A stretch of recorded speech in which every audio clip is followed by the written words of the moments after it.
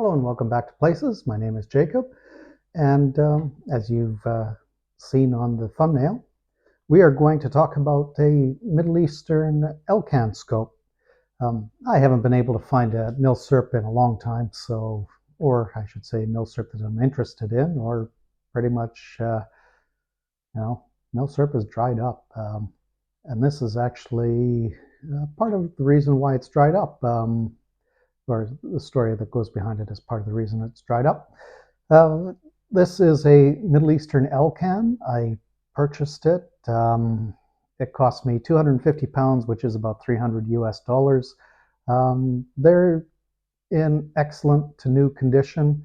So the guy I purchased it from, the store I purchased it from, is an importer, and he said they've had them a while. He said it either came from the UAE or Oman. I know Iraq used Elcans, Iraq used Elcans. But if you know who used this kind of camo, I'd like to know which country you think it's from, because it's a little bit different. It's not an M145. It's closer to the regular Canadian C79 Elcan, but with differences. So we'll have a look at the pouch. We've got one large belt loop on the back. It feels like it's made out of Cordura. It's got a pull the dot snap on the front, drain hole on the bottom. I'm not sure why you need a drain hole, because I realize the desert gets rain, but not all that often. It's a well-made pouch. The inside is rubber lined. I assume that these were made for other environments. However, because their customer was in the desert, keep the same pouch, change the color. Easy enough. And here we have the scope.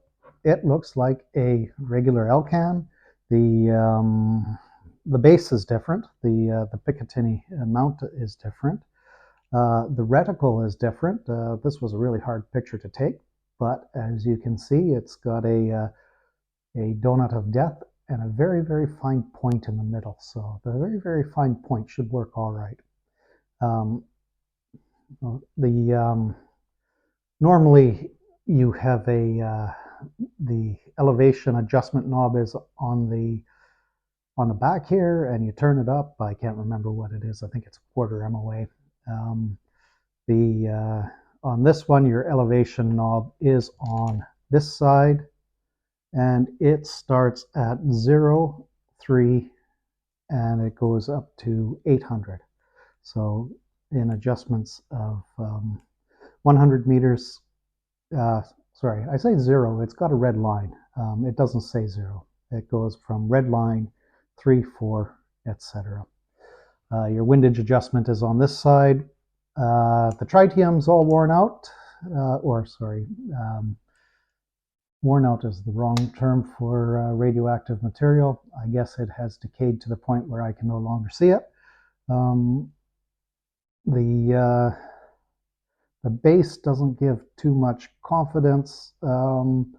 It's just, it doesn't look as good as what the American M145 uses, and yeah, I guess it does the job, but you've only got a single Picatinny attachment point on the bottom here. The optics are all right. All right, I should say clear. The rubber, it had something glued on the front here. No idea what.